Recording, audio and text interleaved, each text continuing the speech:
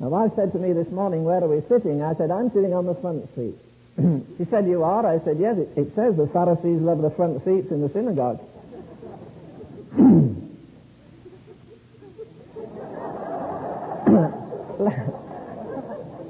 Let's read from the Gospel recorded by Luke.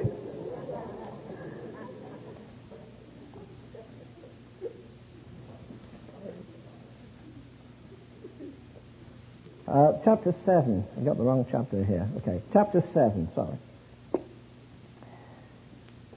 Verse 36. And one of the Pharisees desired him that he would eat with him, and he went into the Pharisee's house and sat down to meat. And behold, a woman of the city, she was a sinner, when she knew that Jesus sat at meat in the Pharisee's house, brought an alabaster box of ointment. She stood behind his feet, weeping, and began to wash his feet with tears, and did wipe them with the hairs of her head, and kissed his feet, and anointed them with ointment.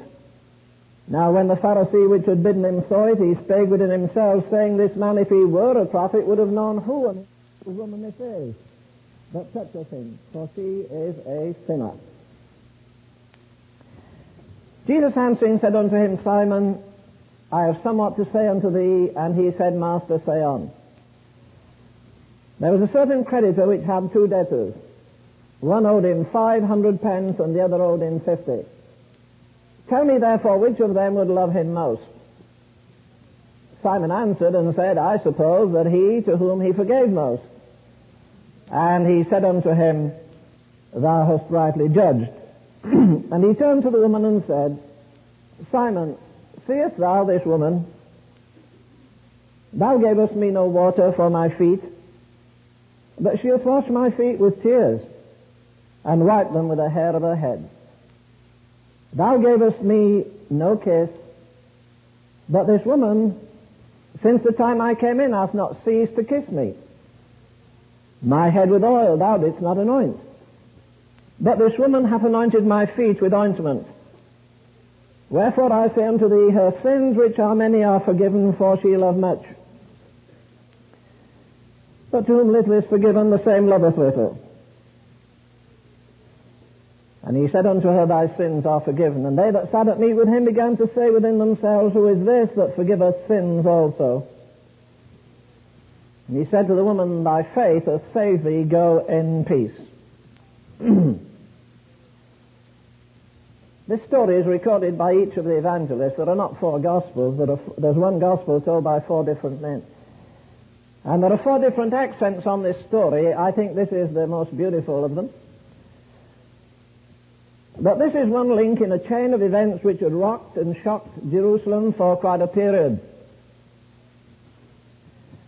I understand that tornadoes are caused by hot air meeting with cold air. And there had been great disturbances in Jerusalem. There had been a wave of hot air from the Pharisees and the temple guard and others.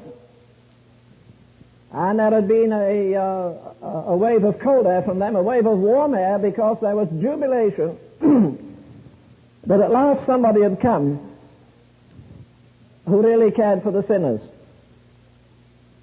You could say on one hand there were waves of jealousy, and on the other hand there were waves of joy. And this event here records the great social event of the year.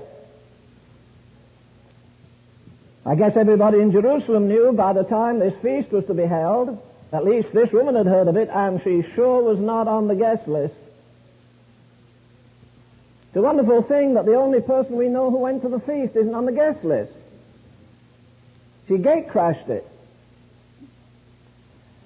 I think this man Simon had a lot of problems. First of all, he had very limited space to put his guests, and I figure that he made out a list of guests and deleted one name and put another one in, and eventually he got the list just where he wanted it. And after he'd settled on the folk who were coming, then he had to settle on the food. After all, if you were having Mr. Carter to dinner today, you wouldn't give him hamburger on potato chips. Well, maybe you would by the rating right now, but normally you'd have a great big festivity, you'd make a great big banquet. And this, I'm sure, is exactly what this man did. He got the right folk there, he got the right food, he got the right flowers, he wanted a good aesthetic atmosphere, and as the nursery rhyme says, everything in the garden was lovely. He got up that morning, if I read his mind aright, saying something like this: "This is going to be the greatest day in my life, a day I shall never, never want to forget." Whereas it became a day that he never, never wanted to remember. One of those lovely days that you've had sometimes. You know, the first thing you do, you put your foot on the floor and there's a pin there. and from that indication, you're going to have trouble the whole day through because the whole day ended in chaos. People are going to leave this banquet saying, "You know what, I've never been to a banquet. The tables were loaded." Oh, no doubt there was wine because they drank it in those days very much.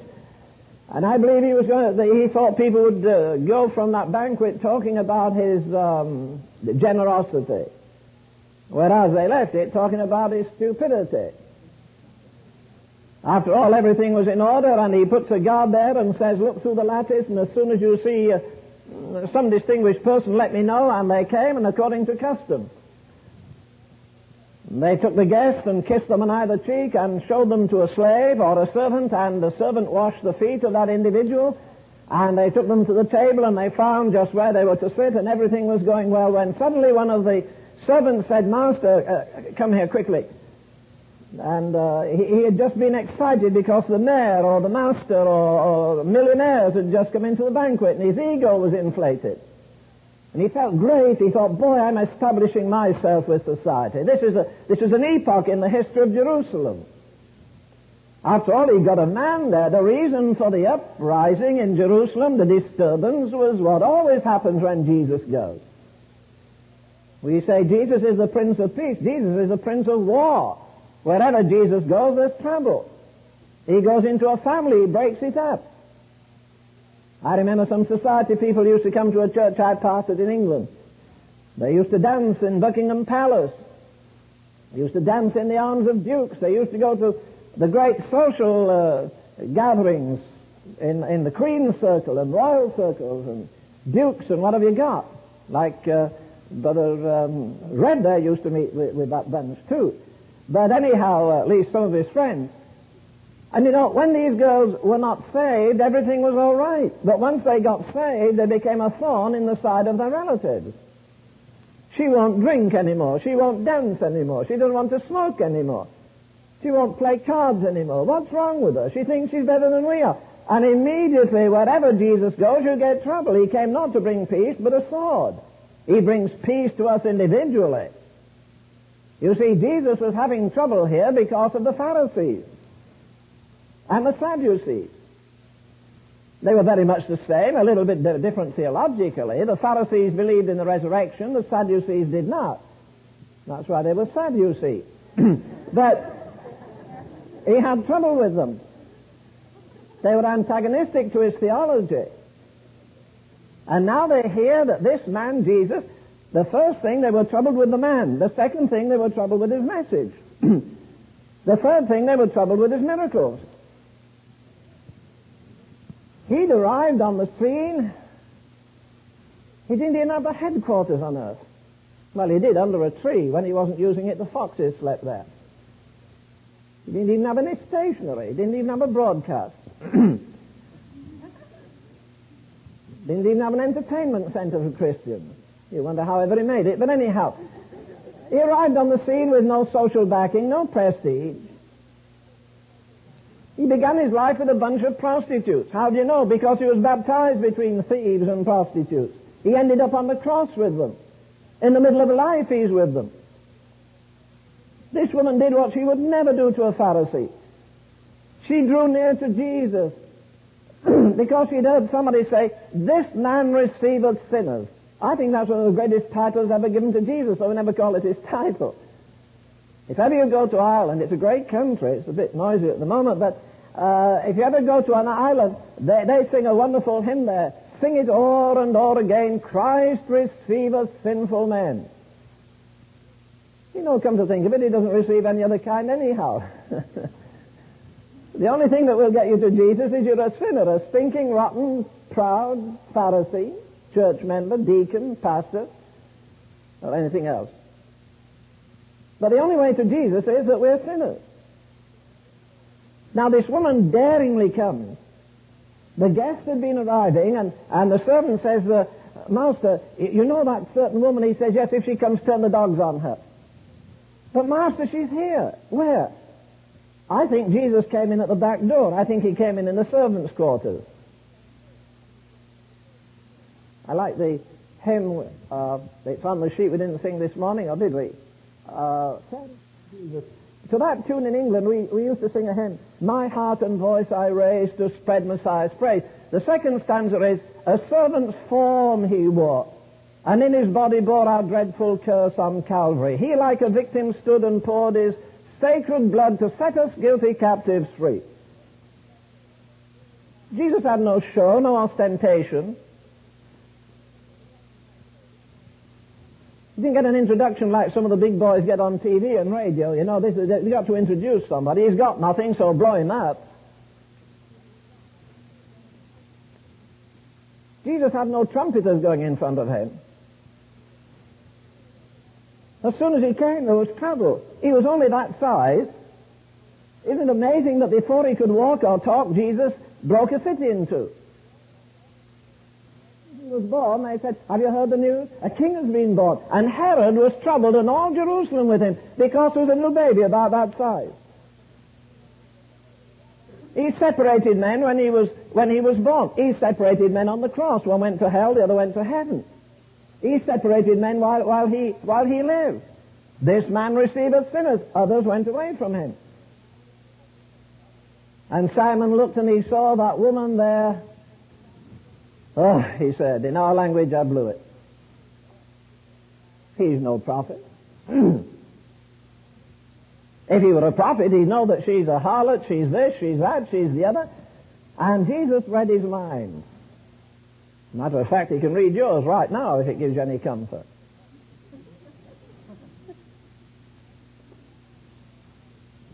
Simon said, I made a mess of it. He's no prophet. And Jesus gives him a little story. He said, Simon, there were two men. One owed 500 pence, the other owed 50 to the same man. Which would love him most if he had his debts forgiven?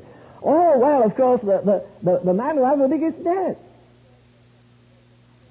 You know, that's why it's so difficult to get some stuffy church people really saved. They've never realized how rotten they are. If I learned anything, the couple of years I worked with Dave Wilkerson in his early days when he was struggling there in New York, we lived in that hellhole, that ghetto.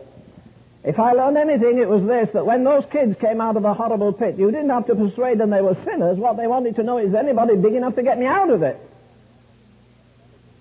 Is there an arm long enough and strong enough to lift me? He only had one quarrel with the Apostle Paul. That was that he said he was the chief of sinners, and they said, no, I'm the chief of sinners.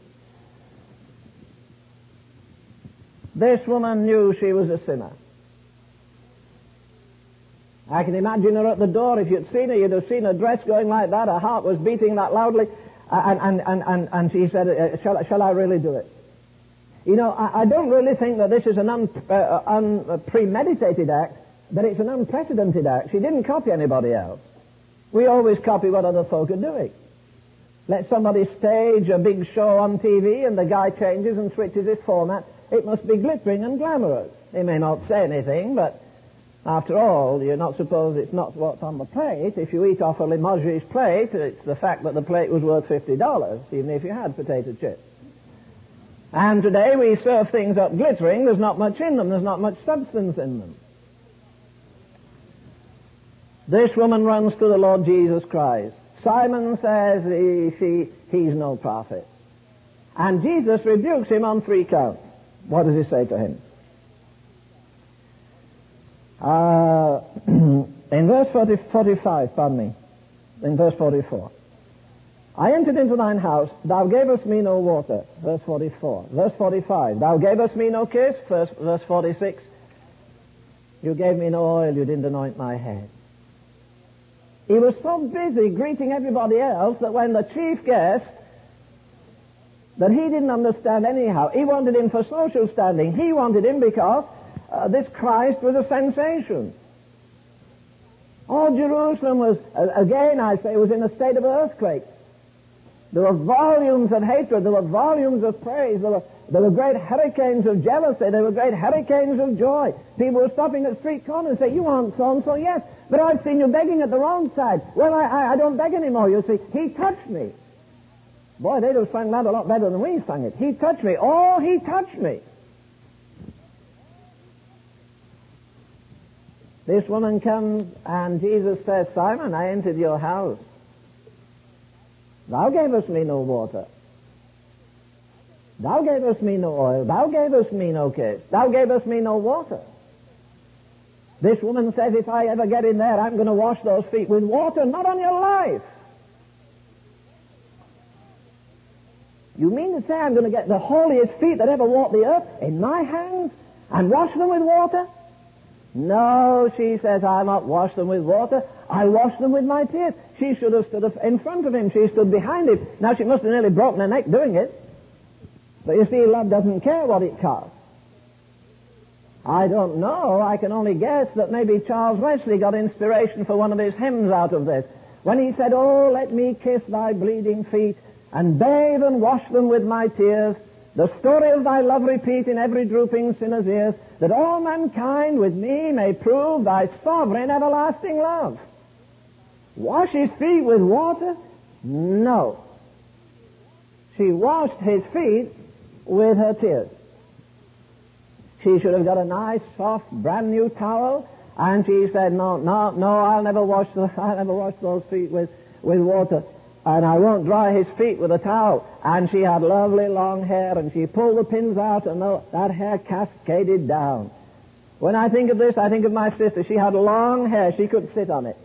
Mother used to brush it. She used to buy a special whalebone brush. And you know, when she finished brushing it, it was as shiny as though she put some of that shoe polish you shine yours with, that, whatever it is. But Mother used to brush it, and that hair used to shine. My mother used to say, "Let you come and feel it." They said, "Isn't it lovely?" And I said, "It is." When Mother was there, I felt it. When she wasn't, I pulled it. But anyhow, the fact was that I never read this story without thinking of this stupendous fact. Wash his feet with tears? No, wash them with water. Dry his feet with a towel? She took the hair of her head and took his feet in it. Oh, it must have felt gorgeous, that lovely hair. You see, in typology, she laid her glory at his feet. A woman's glory is her hair. Most of you are so worldly and had it cut off, but it doesn't alter the fact. You know, if you join the old Pentecostal church, that real fiery Pentecostal church in Sweden, Church of Philadelphia, if you went through the door with your hair cut, the deacon would write your name down. You'd have to meet the church board during the week. And they'd say, "Sister, we don't understand why you're backslidden so much. Why do you want to copy the world?" Now, that's a fact. I don't know whether they still do it. They did it until a few years ago. We're not worldly, are we? No, we don't drink, smoke. But you see, this is where it's difficult, really. God's always hitting the pride, and particularly of women. Says you're not to wear ornaments. You're certainly not to wear earrings. And when you mention this, people say, "Oh, now, listen. You know, you've got to watch this. This is legalism." Anything we don't like is either legalism or bondage. Have you noticed that? Anything that irritates me gets against me. Well, I think for some, particularly ladies, because we men don't wear earrings, some clowns do, but not many. But I think this is where you take up your cross. It isn't being nailed just to a cross. It's every day somebody pointing a finger, maybe in the office, and say, "She doesn't paint," you see. Say, "No, Indians do. The Indian war, they do." And some of these clowns in jazz bands, they paint up. But as Christians, the adornment is not external. If it isn't internal, what in the good is it getting painted like a battleship? If you haven't got beauty inside, I wouldn't look twice at you with all your makeup. And I don't care if Avon does go bankrupt, but there you are. The fact is that this woman took what was her glory and she wiped his feet with the hair of her head.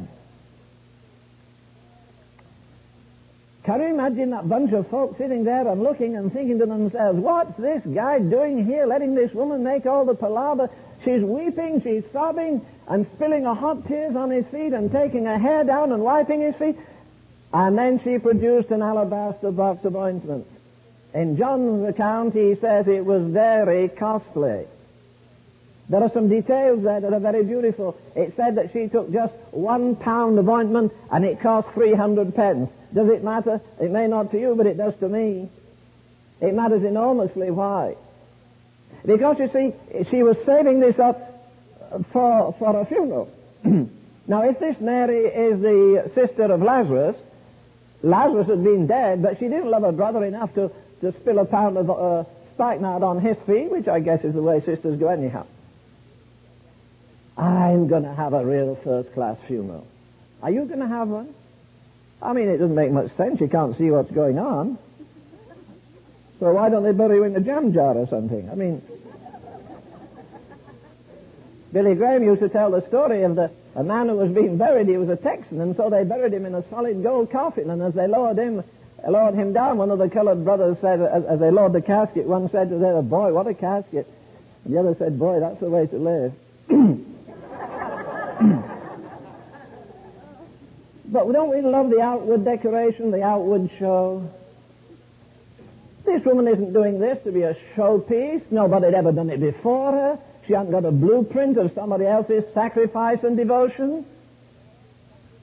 She'd been saying to herself over and over, "I would never go into the temple, but I do know this, because I can remember hearing over and over and over and over again my people always saying, well, the Lord, He is God, and they're always quoting Isaiah 35, that one day somebody's going to touch this earth who is God Himself, and when He comes, He'll have all the power of omnipotence. In other words, given back to Him, the last Adam will be all the power that the first Adam should have had, and he had it and lost it." And we'll know when the church has really got a super Pentecost, because all the power that came to the first Adam will come to the last Adam. What did He do? Well, when the years come, Isaiah 35 says, "The eyes of the blind shall be opened, the ears of the deaf unstopped, the lame shall leap as a hart, the tongue of the dumb shall sing." And He did everything the Word of God would say. And so all Jerusalem is alive. Why, we've been going to the synagogue and the temple, and those old boys go through and they drawl, and say, "Let's all quote a psalm." You could quote backwards way, but there's no life, there's no power, there's no authority. And Jesus comes, and instead of giving a bit of dignity to the temple, He does all His ministry in the street. Never took an offering. Isn't that a shame? I think that inwardly this woman said to herself, "I believe this now is really the Son of God." And out of her overflowing heart she washed His feet with tears and wiped them with the hair of her head. And then she broke that costly 1 pound of alabaster of ointment, spikenard, nard they call it for short, but spikenard. Remember, it came in the life of Jesus 3 times. It came when He was a babe. They presented gifts of gold and frankincense and myrrh. It came on the cross, and it comes here, shall we say in the middle of His ministry, at least, if not the middle of His life, the middle of His ministry. She breaks the box of ointment. Do you know what this woman was doing? Do you know why she went? Well, I haven't read this anywhere. My own conclusion is this: she went there to do just one thing, and that was to worship Jesus. How do I know? For 2 reasons. Or 3 reasons. One is she took a gift. The second reason, it was a very costly gift. And the third reason, she never said a word to Him. Everybody and his brother these days wants a ministry. Are you suggesting this woman didn't have a ministry? I met prostitutes on the streets of New York, young men and young women, jailbirds, bedeviled with every kind of sin you could mention. And if you'll permit me to say this and not be offensive, well, when I said to one young man, I said, "Will you take a cup of coffee?" It was down in the hole that we had there in Greenwich Village, and he said yes. And I reached a cup of coffee and a donut, excuse me, and before I sat down he said this: "There was a certain man named Nicodemus, a ruler of the Jews, the same came to Jesus by night and said, 'Good master, what must I do to inherit eternal life?' And Jesus said unto him," I said, hold it, you're ahead of me." He said, "Isn't that what you're going to tell me?" I've heard Nicodemus from the top to the bottom, from east to west and north to south, I've heard Nicodemus everywhere. Oh, I said, you have a background, and at least a religious background. And he almost spit in my face. He said, my dad's a missionary in Africa chasing niggers so they won't go to hell. And his own children are perishing. Now that would send you back home not to sleep, wouldn't it? You meet a gorgeous girl who says, well, I've been prostituting for 2 years. You see, my mother is always so busy in the church, and she's here, there, and everywhere. I've got no time for your ministry if all your ministry is to other kids and you're only going to the devil. Timothy says, let them first show piety at home. As I meditated this morning, I wonder what would have happened if Mrs. Wesley had wanted a ministry like her husband. A woman came to Wesley one day and said, you believe in women ministers? He said, no. She said, well, God has called me to the ministry. He said, are you married? Yes. Have you a family? Yes. Children? How many? 17. Oh, he said, he's not only called you, he's given you the congregation.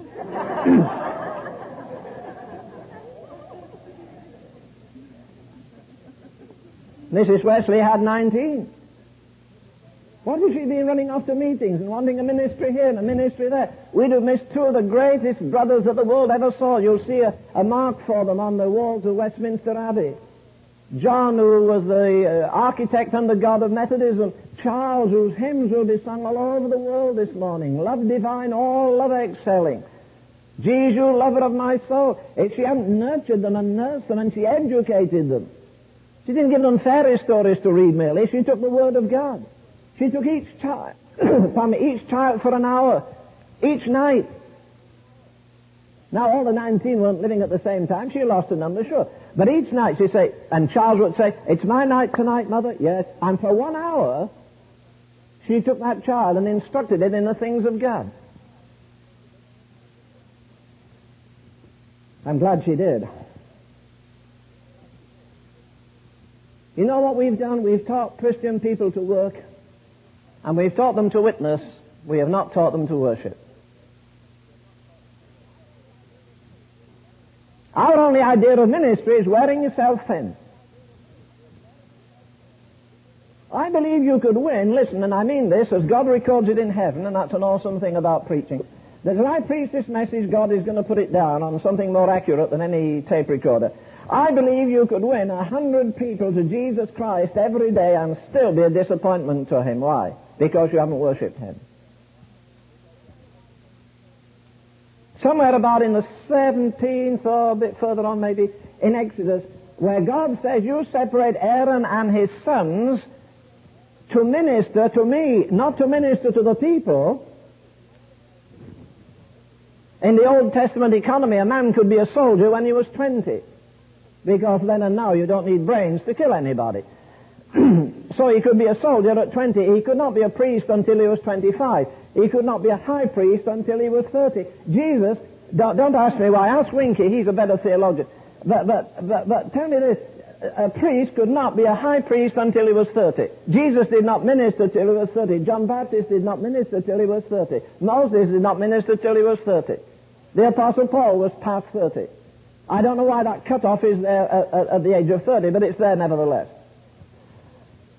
So in the old economy, a man could be a priest when he was 25. He could not be a high priest, which meant he could not go into the Holy of Holies.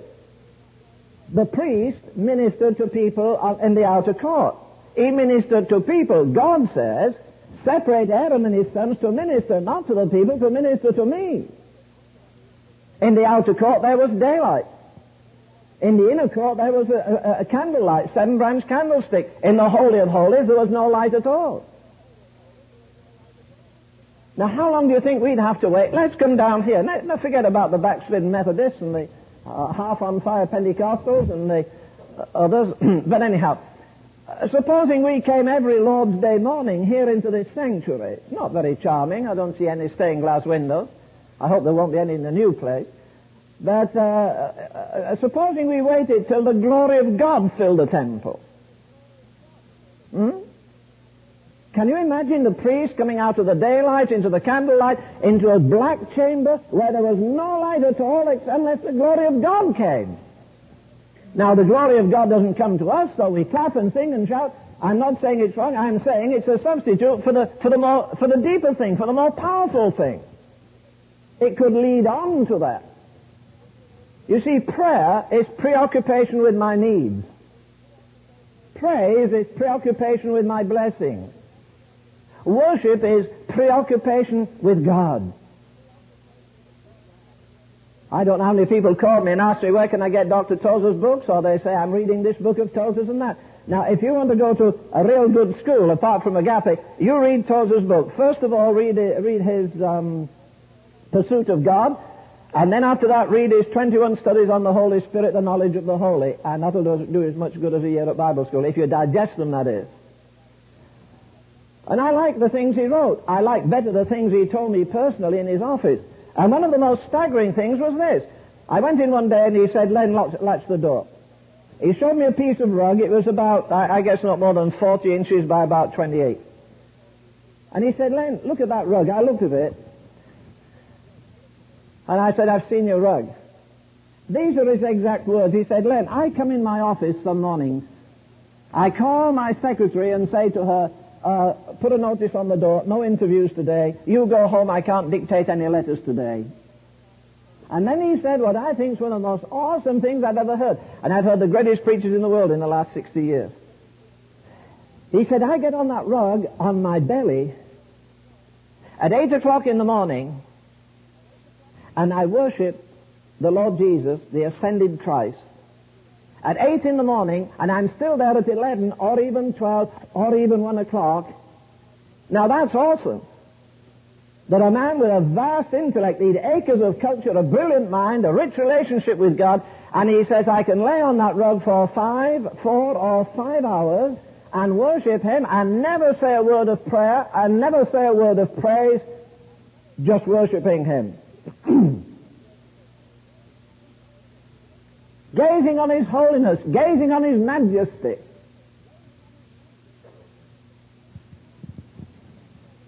We don't often concentrate. Lord, we thank you what we've done for us, and you've blessed us this week, and you've done this for us this week. Forget it. Turn it the other way.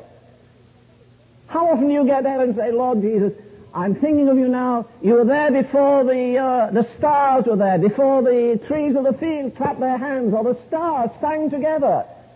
From everlasting to everlasting thou art God. Get some of those old majestic hymns, say, of Wesley's, He laid His glory by and wrapped Him in our clay.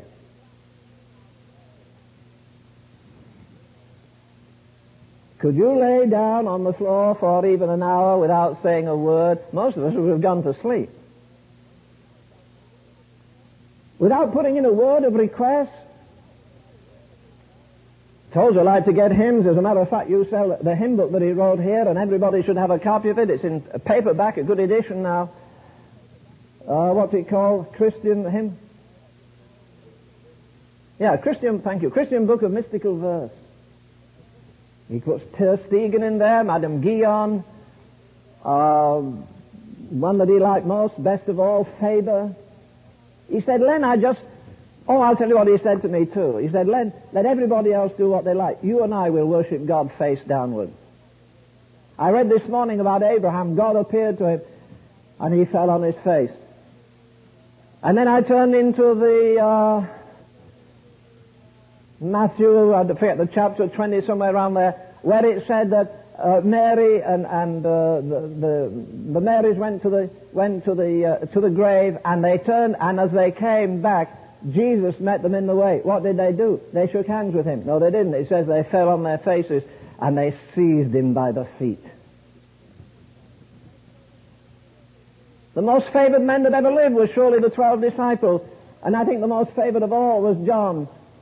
Not John Baptist, John the disciple. He laid his head on the bosom of Jesus. He heard that divine heartbeat. He felt the throbbings of eternity. And he knew and understood Jesus better than anyone else. Read the Gospel of John, which, as Dr. Kaufman says, John was the Plato of the New Testament. It's the most profound thing maybe ever written, most beautiful thing ever written. And you remember that John was on the Isle of Patmos. And he had a revelation. Of who? Of Jesus. What did he do? Do you think he went up and said, well, Jesus, nice to see you again. You know, I was the most faithful of all the 12, and I'm sure you know that I've just about finished the best recording of the gospel. John, who listened to the divine heartbeat, John, who used to sleep with him and eat with him and walk with him and talk with him, when he saw him in his risen glory, he says, I fell at his feet as dead. Some people have the idea when we get to heaven, through silly songs we've written, we're going to rush up to Jesus, shake hands, and say, hey, buddy, you know, boy, it's great to see you. I've been wanting to do this, you know. I remember when we were out with Candle or out with Agape or out with somebody or the Salvation Army. No, we're not going to do that. I think this woman was awestruck with the majesty of Jesus. She suddenly realized who he was and what he was. And when I see him, he's not going to be the pathetic Christ of stained glass windows and what artists think. When I see him, I'm going to be terrified with his majesty, because his hair is as white as snow, and his feet are like burnished brass, and his face is like the sun in his strength. Mary Antoinette was maybe the most beautiful woman that ever lived. She was the power behind the ruler of France, who I forget who he was, Louis XIV or 15 or somebody, but anyhow, she was a big shot. She manipulated him. She was 21, and she was the epitome of beauty and majesty. But one day she crossed up with the king, and he threw her in the Bastille, which is destroyed now. She went into the Bastille knowing that in the morning, when the clock struck 7 or 8, she was to die. When she went in, she was gorgeous. Had a gorgeous hair. She had a face that didn't need any makeup. It looked like just beautiful enamel. Flawless skin. Beautiful teeth. They put her in the Bastille. She never went to sleep. She heard the tolling of the bell of Notre Dame. When they went in the morning, that 21-year-old woman was 101. The face that didn't have a mark had 1,000. It was pleated. It had shrunken. The color had gone. Her hair turned as white as snow in the night. Why? Because she was dreading the agony of laying that lovely head on the guillotine that would come down and chop it off. I like the hymn that says, lo, the tokens of his passion, though in glory still he bears. White hair is a sign of purity. It's a sign of antiquity. It's a sign of suffering. And John says, I saw him, his hair was as white as snow, his feet were like burnished brass, his face like the sun in its strength, his eyes were living coals of fire, his voice as sound and majestic as roaring waters.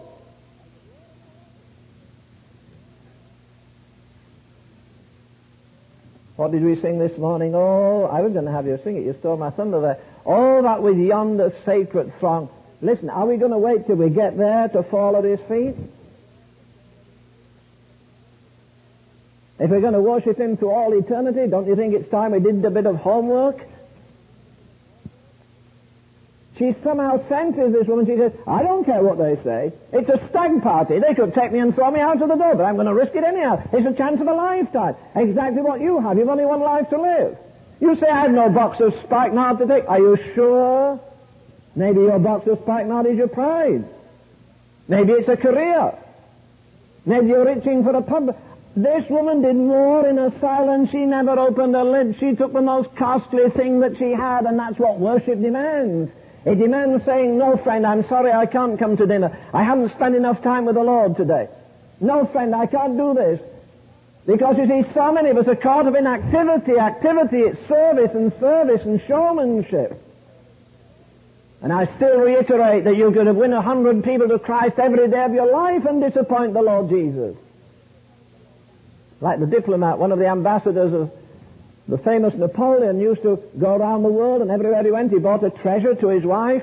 And one day he brought a supremely beautiful vase from the Orient, and he said, darling, look at that. She said, I don't want that gift. I want you. You're always away. Love me. She put her arms around him. He said, like so many Frenchmen, they said, no, I have someone else I love. He said, keep your gift. Oh, yes, it may involve sacrifice. It may involve leaving home, but wait a minute. And it may involve service to people who are stinking and naturally you wouldn't want to go to them. But wait a minute. When did you last get Jesus by the feet and worship him and adore him and pour out your gratitude and your love until the angels wondered what on earth was going on. Oh, the critic stood there and he said, well, because she's just an emotional woman. Do you know how much that's worth? We put price tags on everything, don't we? Do you know how much that ointment is worth? Do you see what the stupid woman has done? She's wasted it. One of them's wasted it. I think you're getting a smell of it even this morning. How could she have wasted it? It says the fragrance filled the room. No. The fragrance not only filled the room, the fragrance has filled the world ever since.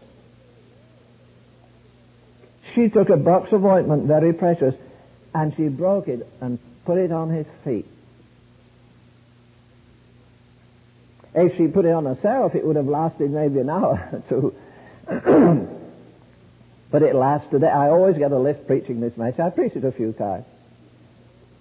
Man said to me once, I've heard one of your sermons 4 times. I said, you'd be amazed how many times I've heard them. And some of them don't give me a lift, but this always, I get back more than I give out if I give anything out. You see, first of all, we want to give, but no, there was a purification in one sense. You see, nobody washed the dust of the world off his feet. They didn't wear hose, and they got grit between their toes, and the slave had to wash their feet. That's why there was a slave at the door who washed everybody's feet. But she washed his feet with tears. She wiped them with the hair of her head. She could have anointed. She used tears instead of water. She used a hair of her head instead of a towel. She could have done it the cheap way. She could have put oil on his head. That was cheap. But she took ointment. That was the best thing. That was the most costly thing. But wait a minute. If she'd had it on her body when she was dead, it wouldn't have mattered too much. Or even when she was alive. But you see, to me, the punchline of the story is this. That when she had washed his feet and wiped his feet and then poured the ointment on his feet, what did she do? She wiped his feet again with the hair of her head. Please turn the tape over for the remainder of this message.